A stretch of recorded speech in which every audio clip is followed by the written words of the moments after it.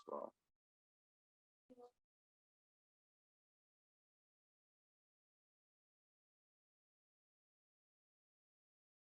Estava aqui mais cedo, arrumando. E é interessante como a mente da gente gosta de nos enganar. Aqui, tranquilo, arrumando. Começou a chover. Hoje não vem ninguém. Ninguém confirmou nada no grupo. Um dia já está esfriando, tem Copa do Mundo. Final do ano chegando.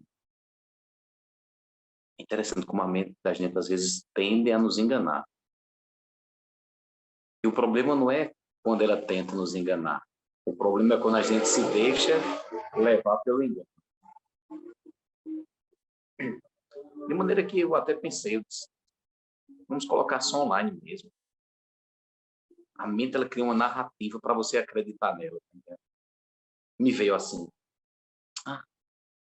manda um aviso aí, bota só online mesmo.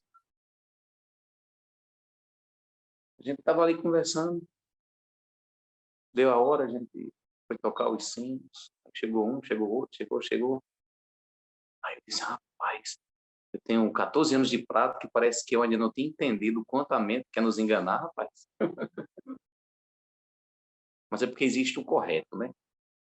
E o correto é você fazer. Qual é o correto? O correto é que se as condições propiciem que a atividade tenha, a atividade tem que. E tá dando uma chuvinha boa, a temperatura já diminuiu um pouquinho.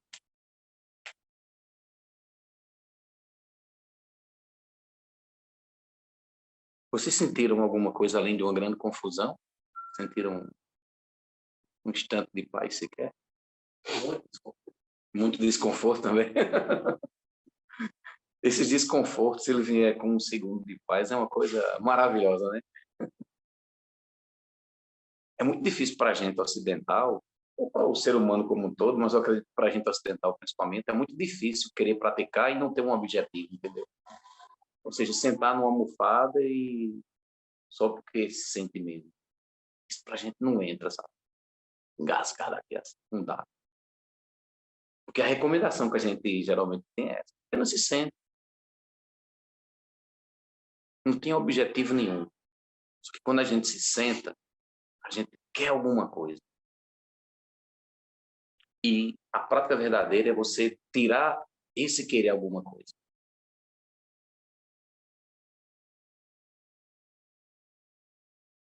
E nesse pouco tempo de prática, são 14 anos não é quase nada, nesse tempo de prática, a gente percebe o quanto o zazen, o silêncio, a prática faz com que a gente morra e renasça a cada instante. É incrível quando você realmente pratica, que você percebe, você e as pessoas, mas principalmente você, que você percebe o quanto você mudou. Agora, se de repente a gente vai sentar no Zafu para ver as mudanças, talvez não seja tão interessante, talvez seja o melhor, como os mestres dizem, apenas se sente. Deixe com que a prática ocorra silenciosamente e depois você vai ver os benefícios dela. Porque senão a ansiedade, o desejo por obter alguma coisa, faz com que o nosso objeto do desejo vá sendo colocado mais para frente. E às vezes fica mais difícil de ter.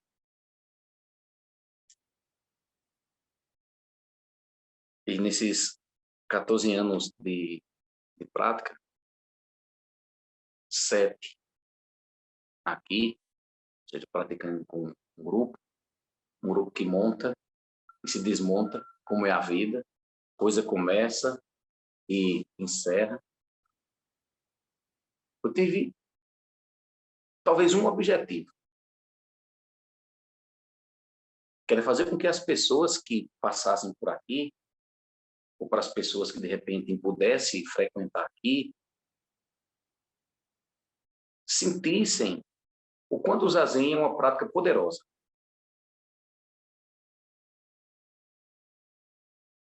quanto não é uma perca de tempo ficar sentado no Zafou, né, na almofada, na cadeira, no banquinho, o quanto essa prática é transformadora. Primeiro da gente enquanto indivíduo e depois de forma coletiva com as pessoas que vivem com a gente. Fazer com que as pessoas percebam que quando a gente senta no Zafou, a gente senta um e se levanta outro. O tempo vai nos mostrar isso. A dedicação é que nos mostra isso. Agora, se a gente vai com um objetivo puramente egóico, fica muito difícil ter esse pensamento egóico e continuar praticando isso.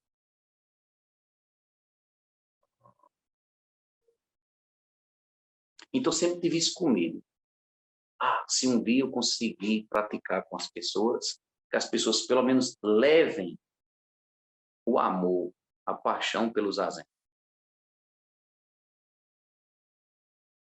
Porque eu me lembro que quando eu sentava no Zafu, eu tinha muitos medos, eu era muito inseguro. Qualquer coisa me derrubava. E eu comecei a perceber que quando eu praticava com determinação, com afinco, eu aprendi a não acreditar na aparência das coisas. Porque as coisas, elas de repente podem ter uma aparência e quando você vai ver, não é justamente aquilo que a aparência estava mostrando. Quem me fez ter calma para ver as coisas como são foi a prática do zazen.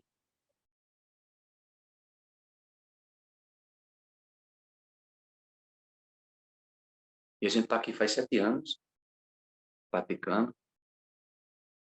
E esse ano 2022. Em 2019, na verdade,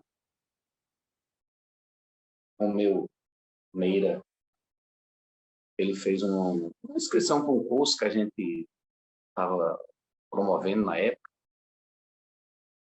E eu me lembro que ele não veio, né? De manhã, logo cedo. Eu vou ligar para esse cara aqui, porque ele está pensando que se inscreve e não vem, é? Se ele se inscreveu e não vier, eu vou logo devolver o dinheiro dele. E eu fiz questão de ligar e dizer, boy, tu se inscreveu no negócio aqui, tu não apareceu. Ele disse, eu posso ir. Eu digo, no mínimo, né? Aí chegou uma pessoa aparentemente perdida e visivelmente um pouco atrasada. Chegou assim meio perdido e acho que foi Zen que ensinou a usar aí, logo, senta aí, boy, faz como dá aí, né? E desse dia para cá, do dia 7 de setembro de 2019 para cá, ele tem sido uma pessoa muito importante nas nossas práticas, porque, além de tempo, ele tem uma coisa chamada boa vontade. E de lá para cá, a gente não foi mais o mesmo. Você e Sozen sempre se doando espaço da vida, praticando, tendo a prática verdadeira. E ele pediu para receber os preceitos. Eu digo, se a monja Cohen quiser lhe dar os preceitos, receba os preceitos dela, porque ela é a verdadeira professora, eu sou apenas um praticante de zazen, apaixonado pelo zazen. Aí ela até disse assim, não, mas tem como o senhor dar os preceitos? Não, eu não tenho condições de ser professor de nada, nenhum. Eu sou apenas um amante do zazen. Eu sei o quanto a gente morre e o quanto a gente renasce sentado no almofada. Ele disse, não, mas veja se ela não lhe autoriza. Eu digo, rapaz, eu preciso fazer muita coisa ainda para poder dar os preceitos. E quando foi em 2021, antes de fazer a Batalha do Dharma, ela tinha me autorizado a dar os preceitos, né? Que a gente estudou no curso. E mesmo assim eu disse, não tem para quê. E ele sempre insistindo, né? Ela autorizou, ele também sempre assim, insistindo, vamos lá. Uma coisa parecida com essa também tinha acontecido com outro grupo, principalmente com o Sozen. E eu disse, tá certo.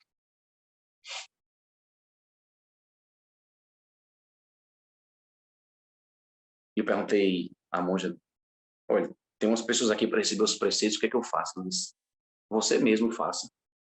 Você já é um monge, já tem mais de 10 anos de monge. Ainda não fez sua batalha do Dharma, porque a gente está vendo na pandemia. Então, faça. Só que eu tinha comigo uma coisa que era, não faça enquanto não fizer a batalha do Dharma. E a gente foi para São Paulo, participou lá de um retiro. E depois a gente fez essa cerimônia chamada Dharma Combate, ou Batalha do Dharma. No último dia, na verdade, um dia antes de eu vir embora para Campina, eu perguntei, Oxi, tem umas cerimônias de preceito, a senhora disse que eu poderia fazer, a senhora me autoriza a fazê-lo? Eu disse, não, já disse a você, pode fazer? Eu disse, mas rapaz, em que encrenca eu me meti, ó.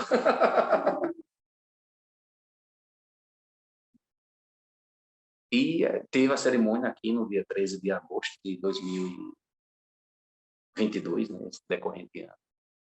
Curiosamente, no dia do aniversário da minha filha, de Ananda, né, também foi a primeira data que a gente abriu um curso de preceitos aqui. E os preceitos, eles são uma coisa muito importante, porque na cerimônia a gente vai dando os preceitos e o aluno ele vai dizendo sim, certamente. Se a gente faz, a gente diz, por exemplo, não fazer o mal. Aí, sim, você se compromete em não fazer o mal? Sim, certamente. Você se compromete, aí você pergunta 3 vezes. E a pessoa, algumas vezes engole seco assim, sim, certamente, sim, certamente. Porque o nível de compromisso que a gente procura fazer com que as pessoas tenham é com o caminho correto. Não é com a divindade, não é com alguma coisa externa, é com aquilo que é correto de ser feito. E a gente fez essa cerimônia aqui. E tem uma coisa que a gente até conversou aqui sábado passado, é que quando a gente faz a cerimônia de preceitos, quando ela é verdadeira, quando o propósito da pessoa que está recebendo o preceito é verdadeiro, quando a aspiração é verdadeira, quando o voto é verdadeiro, os textos antigos dizem para essa pessoa observar. Vá, receba os preceitos e observe por um tempo. Que alguma coisa muito importante vai acontecer. Eles dão até um tempo, assim, quanto tempo aqui a gente deve observar. E alguns até dizem assim, cuidado, que se você não observar direito, você não viu o sinal. É o que acontece na maioria das vezes. As pessoas não percebem. De maneira que, eu vou dizer 15 dias, mas em torno de 15 dias, uma sexta-feira, Ryu-Zen-san, que é o nome de Romeu, que os pais carinhosamente chamaram de Romeu, e que, pela energia da prática dele, pelo empenho dele, eu chamei de Ryu-Zen. Ryu-Zen significa dragão. Dragão é uma força da natureza.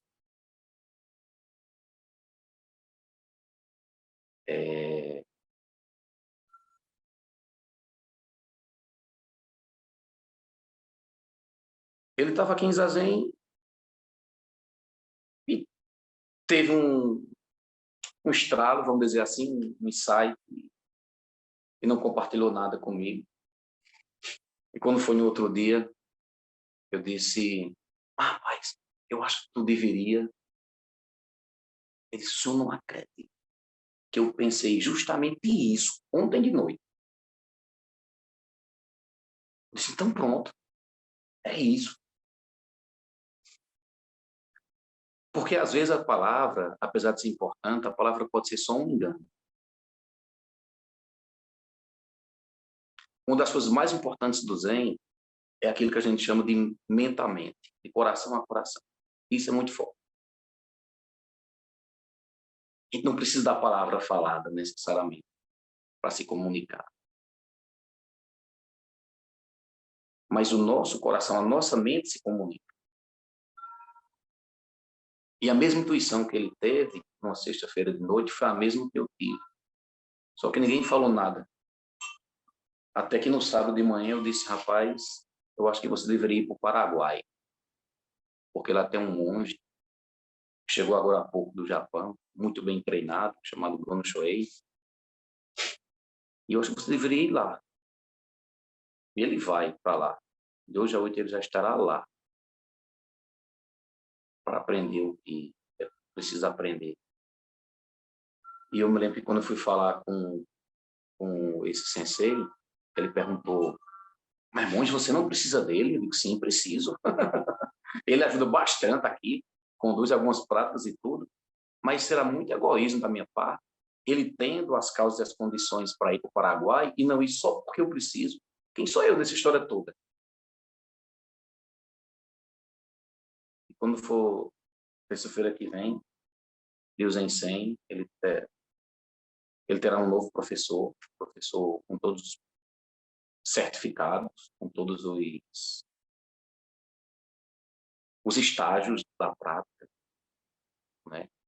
Ele vai ficar lá por um tempo, aparentemente de 3 meses, aí vem, visita a família, depois vai passando mais um tempo, e a gente vai ver o que acontece, e depois ele já tem o objetivo de virar monge, e o professor disse que se ele encaminhar, vai virar monge também.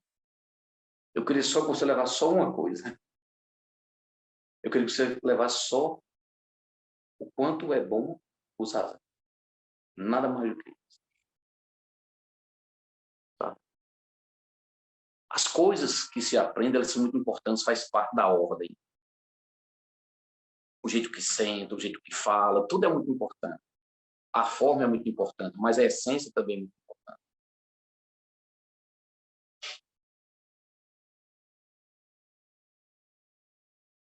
E no Zen é assim. A gente percebe como as coisas se montam, como as coisas se desmontam. Assim a todo crio, assim tudo desfaço e recrio de novo. E desfaço outra vez. Essa é a vida da gente o tempo todo. A gente cria, a gente constrói, a gente monta. E se a gente for inteligente, a gente percebe que cada coisa tem o seu valor em um determinado momento. E que as coisas existem por um fluxo. É natural da vida chegar e ir embora. É natural da vida que as coisas fluam. E quanto mais a gente quer segurar, mais a gente perde. A gente tem que segurar com a mão aberta. Isso é uma coisa muito significativa. Foi uma das primeiras coisas, antes de ser budista, que eu aprendi. Ter mestre que falava assim, quando você deseja muito uma coisa e você prende ela na sua mão, pode ser que você estrague, pode ser que você a quebre. Mas se você tem as coisas com a mão aberta, nossa, que coisa bonita, né? Ter as coisas com a mão aberta. Vocês não ter só para mim. Nossa, não. E ele recebeu os preceitos, a monja autorizou. Ela disse uma coisa muito importante, ela disse,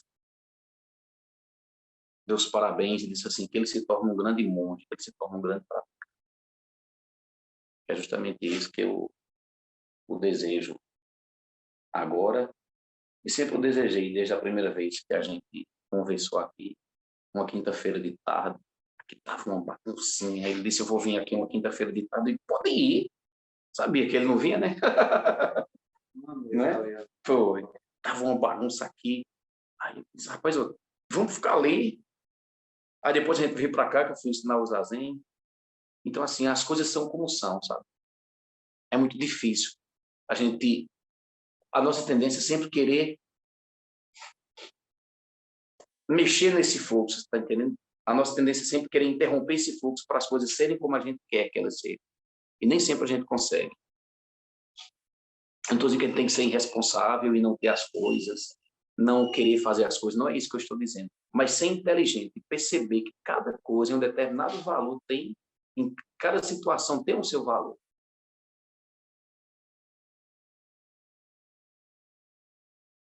Isso é uma coisa que existe no Zen há muito tempo, há muito tempo. há muitos séculos. Uma pessoa começa com um professor, começa um local de prática, depois vai para outros, depois vai para outros, depois pode ser que retorne, depois pode ser que não retorne. Mas eu posso lhe dizer uma coisa: enquanto a vida eu tiver, eu não quero abandonar nunca esse local de assento. Não quero abandonar nunca o meu zazen. Tendo ou não saúde, enquanto eu puder pensar e dizer, estou praticando zazen. Se eu tiver a condição perfeita de fazê-lo, que eu faço. Porque se arrepender por uma coisa que podia ter sido feita e não fez, deve ser muito ruim. Então, que você vá, faça como os antigos fizeram. Quando der para você voltar, você volta. Eu brinquei sábado aqui que a dificuldade dele, a grande questão da vida dele é se ele morar em Campinas ou em João Pessoa. Eu disse, não se preocupe. Eu ficava assim, a gente não sabe o dia de amanhã. A vida é linda, pessoal. A gente não sabe o que vai acontecer amanhã. Se a gente perceber qual é a interdependência que nós temos, quais são as conexões que nós temos, e se nós soubermos usar essas conexões sem querer interromper o fluxo das coisas, nossa, a vida é muito maravilhosa. Aí quando ele dizia, vocês vão morar em Campinas, vocês vão morar em uma pessoa. Vocês vão morar lá, não sei onde.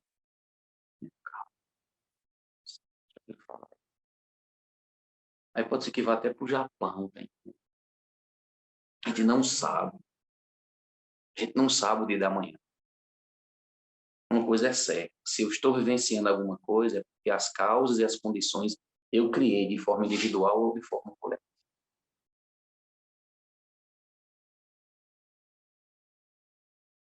Então, façamos como os antigos fizeram e os antigos fazem. Que é perceber e fluir.